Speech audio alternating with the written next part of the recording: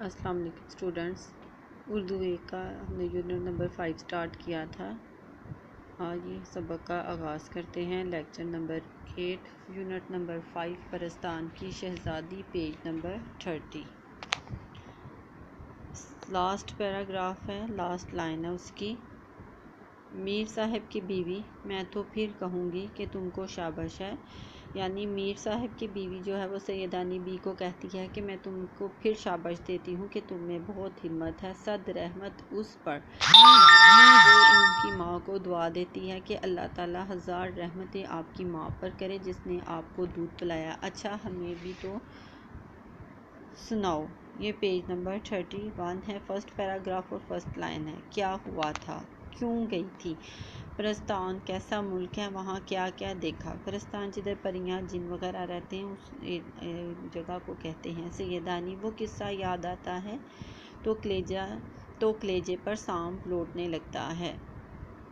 मतलब वो कहती हैं कि जब भी मैं अकेली बैठी उस किस्से को, उस वाक़े को याद करती हूँ तो मुझे डर लगता है, कलेजे पर सांप लौटने लगते हैं, खौफ से मैं कांपने लगती हूँ। परस्तान की शहज़ादी जिसके जोड़े टाँकने गई थी, यानी परस्तान की शहज़ादी जिसके मैं कपड़े सीने गई थी, बहुत सर हुई, यानी मेरे पीछे पड़ गई या मेरी मिन्नत समाजत करने लगी। दूसरी परियों ने भी मिन्नतें की, दूसरी परियों ने भी इल्तिजाएं की, दरख्वास्त की कि सैयदानी अम्मा यहीं रह जाओ, दुनिया में अब तुम्हारा कौन है?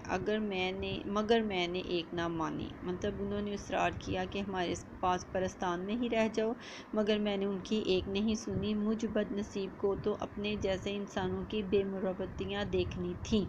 मतलब वापस अपनी दुनिया में आना था और बेमुरवतियाँ अंडरलाइन करें, बेलिहाजी बदलिहाजियाँ देखनी थी। परस्तान में मैं क्यों बसती, परस्तान में मैं क्यों रहती? वो तो अल्लाह ने तुम्हारे दिल में रहम डाला, डर डाला, खौफ डाला तो जो गोर गड़े का ठिकाना हो गया, तजहीज़ व तकफीन का ठिकाना हो गया, वरना तेरे मेरे दरों की ठोकरें खाती फिरती। Second paragraph. मीर साहब की बीवी सैयदाना बी, सब अल्लाह के हाथ में है, यानी अल्लाह ताला जो करता है बेहतर करता है। बंदे में क्या ताकत है कि भूखे को दे, यानी हमारे में इतनी हिम्मत नहीं, इतनी इस्तात नहीं कि हम भूखे को दें, या जो पेट भर के खाना खाता है हम उससे वो खाना भी छीनें।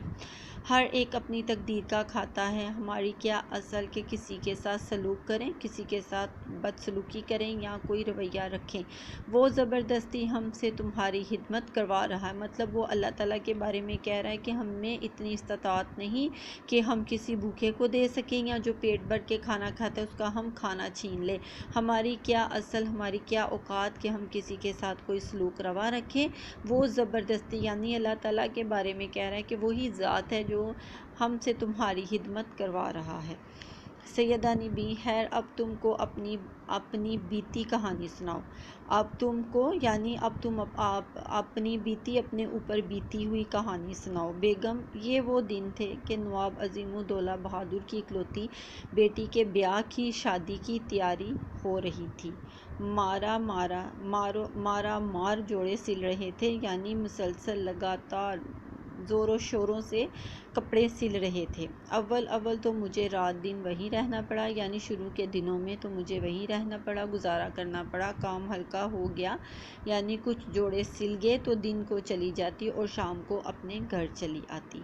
एक रोज़ जैसे बच्चे मकतब से भागते हैं, स्कूल से भागते हैं, मेरा भी जाने को जी नहीं चाहा। यानी कहती हैं कि कभी मेरा जाने को दिल भी नहीं करता था तो मैं नहीं गई, और कई जगह से बुलावे आए, और कई जगह से बुलावे अंडरलाइन करें, पैगाम आए, ना गई। शायद जुम्मा था, कितने ही दिन नहाए को हो गए थे, खूब नहाई, शाम हो गई। बोनट पुलाव अंडरलाइन करें, वो पुलाव जिसमें कच्चे सब्ज़ चने डाले जाते हैं। ये ख़ास सीज़न में गर्मियों के स्टार्ट में होते हैं, ग्रीन कलर के चने, तो वो उसको जो चावलों में डाला जाता है तो उसको कहते हैं बोनट पुलाव। मुझे खूब भाता था, खूब पसंद था। मामा से बोनट पुलाव पकवाया, थकी थकाई बैठी थी, इतने में जुटपटा हो गया, शाम का वक्त हो गया। पुलाव दम पर था कि किसी से बाहर से किसी ने आवाज़ दी, सैयदाना बी को सरकार ने याद किया है। पीनस भेजी है, पालकी भेजी है, जिसको 3 4 آدمیوں نے اٹھایا ہوتا ہے، ڈولی کی طرح ہوتی ہے، بند ہوتی ہے، تو اس کو وہ اٹھا کر لے کر جاتے ہیں۔ جس طرح بیٹھی ہو اسی طرح فوراً چلی آؤ۔ میں بڑے نہروں انڈر لائن کے اپنی مرضی سے جایا کرتی تھی، ایسے بے وقت، یعنی بے وقت انڈر لائن کریں، وقت بے وقت، اور اپنے بھاؤ کی لکھے مرضی کی پسند کی پکوائی ہوئی چیز چھوڑ کر کھڑے ہو جانا میری عادت کے بالکل خلاف تھا۔ لیکن ہونے والی بات، میں نے ذرا انکار نہ کیا اور جیسی بیٹھی تھی سفید چادر سر پر ڈال سوار ہو گئی، سر پر اوڑھ کر پالکی میں پینس میں سوار ہو گئی۔ نواب صاحب کا محل میرے گھر سے کوئی 2 آنے ڈولی ہوگا، مطلب 2 آنے 2 پیسے کے کرائے پر، رینٹ پر ڈولی اگر میں کرائے پر لیتی تو اس کا میں کرایہ 2 آنے دیتی تھی۔ قاضی واڑے سے نکلے، مطلب جگہ کا نام ہے، اور خانم کا بازار آ گیا۔ پہلے تو مجھے کچھ خیال نہ آیا، کچھ نہ سوجا۔ جب بہت دیر ہوگی اور ہٹو بچوں کی آواز آئی، مطلب پالکی والوں نے، پینس والوں نے بچوں کو آواز نہیں دی کہ راستہ صاف کرو یا آگے سے ہٹو۔ بازار کے چراغ بھی جھلکتے ہوئے دکھائی نہ دیے، یعنی جلتے ہوئے دکھائی نہ دیے، تو پردے کی جھری کھولی، پردے کے پیچھے سے دیکھا۔ اب جو دیکھتی ہوں تو جنگل سائیں سائیں کر رہا ہے، یعنی جنگل سائیں سائیں کر رہا ہے، بہت زیادہ سناٹا ہے، اور پینس پالکی کو جیسے پہیے لگے ہوئے ہیں، اڑی چلی جا رہی ہے۔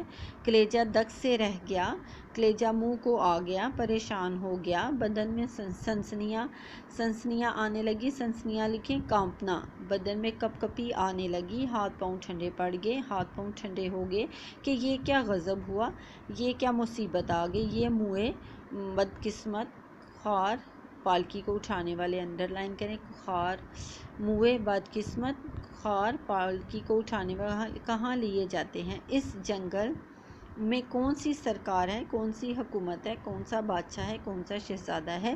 لیکن مرتا کیا نہ کرتا، مطلب اپنی ضرورت کے تحت میں نے دل کڑا کر کے، دل سخت کر کے اپنی آواز نکالی اور پوچھا، اے کم بختو، اے نکمو، منہ سے تو پھوٹو، منہ سے تو بولو، پھوٹو بولو، مجھے کہاں لے جاؤ گے؟